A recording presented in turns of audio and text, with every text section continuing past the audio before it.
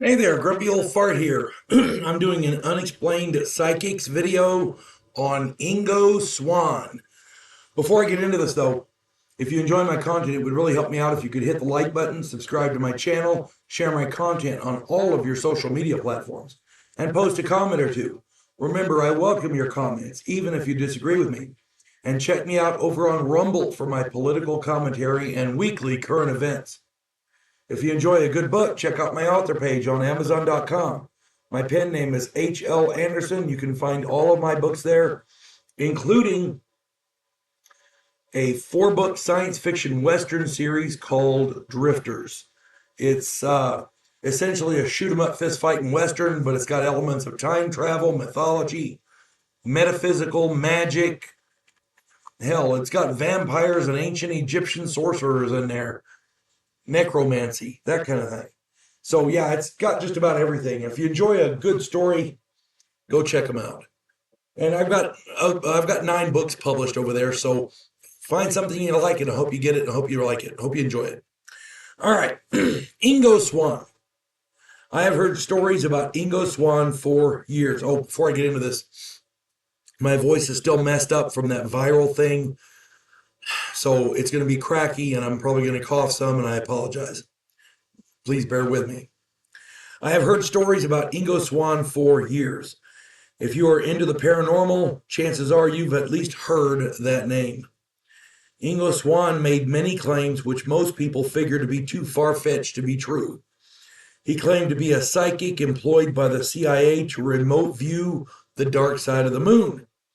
He said he was specifically looking for some kind of alien presence. Most of us filed his claims in the standard BS file. Then, in 2006, the CIA started releasing documents on Project Stargate. These documents confirmed that Ingo Swann had indeed participated in that project. People started paying attention to him about that point. Since he was a child, Ingo Swann knew he had gifts. He wanted to explore and develop these gifts, so he volunteered for all manner of psychic experiments. In the early 1970s, Swann was part of a study for the American Society of Psychical Research. Excuse me, his psychic gifts were proven, and he was contacted by the Stanford Research Institute, who was running Project Stargate.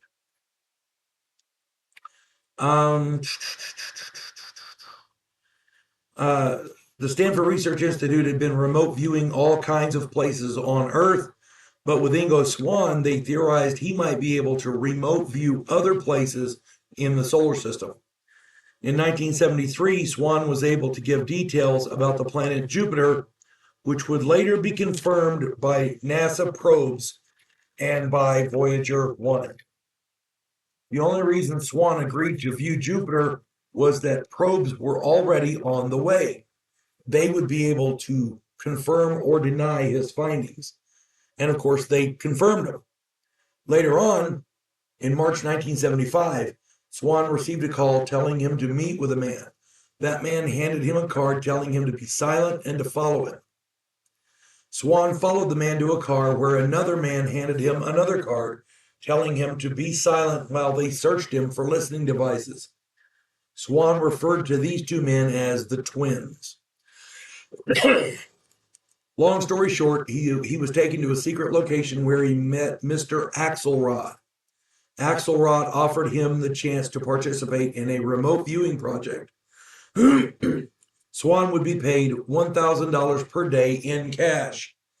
Of course, he agreed because they needed the money. And in 75, that was a lot of money. I don't care who you are, that was a lot of money. Swann remote viewed the moon. He saw tracks like those from a tractor. Then he saw marks from wind erosion, which there's no wind on the moon, so. Then he focused on a crater with a green haze. Something was generating light in that area. Now, in this area, he saw what looked like a base. There was an airfield with hangars and buildings with towers and machinery. He also saw bridges and evidence of industrial activity. Then he saw domes with windows. inside the domes were near human beings. They weren't human, but they were very close. They saw him, and Axelrod ordered him back. Axelrod somehow knew that they were psychic, and then he said the project was over. About 6 months later, Swann saw a tall, beautiful woman in a supermarket. He felt that she was an extraterrestrial. He turned around and saw that the twins were watching him. He fled from the store. Later that evening, he was contacted and told to meet a contact at Grand Central Station.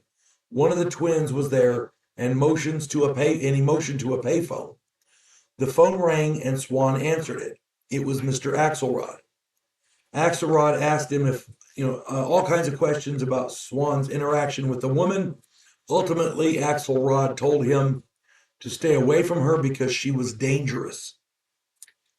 A year later, when Swann's remote viewing abilities had improved, Axelrod made contact again and asked if Swann had ever seen a UFO.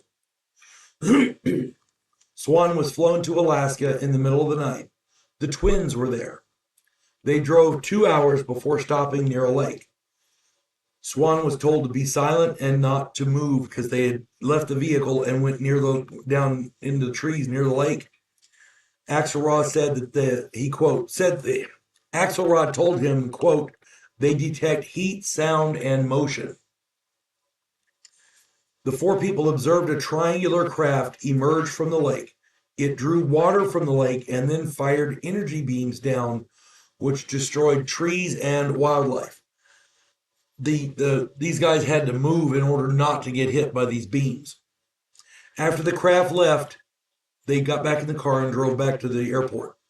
Swann surmised that the aliens were mining the moon and the craft was a drone collecting water for them.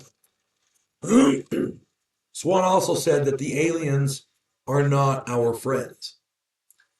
Swann flew back alone and never saw Axelrod or the twins again. Eventually, Ingo Swann published a book titled Penetration, wherein he gave a full account of these events. Now, Ingo Swann has since died. The different articles that I read had different dates for his death, so I'm not sure exactly when he died, but he has died. His story is one which cannot be definitively verified. However, we know Ingo Swann was part of Project Stargate. That's been verified.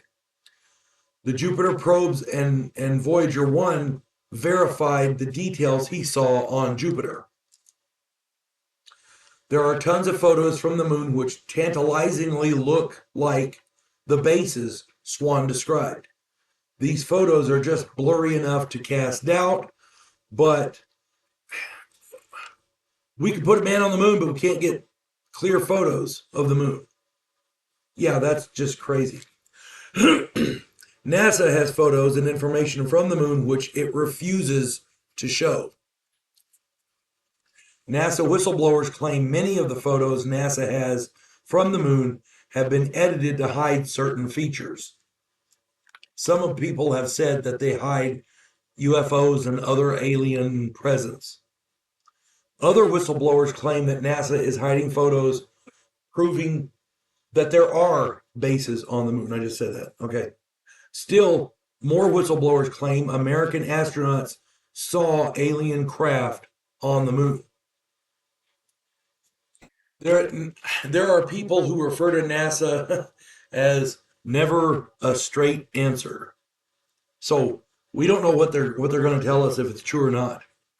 The bottom line is that there is enough of his story to make it believable and just enough government obfuscation to make it convincing.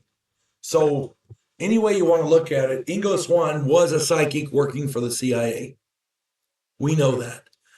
That in and of itself, to me, gives his story some credibility, some credulity, as I like to say. Anyway, if anybody else has any more information or knows anything, maybe something I got wrong, because God knows I do that from time to time, please put it in the comments. I'm sure we'd all love to read them.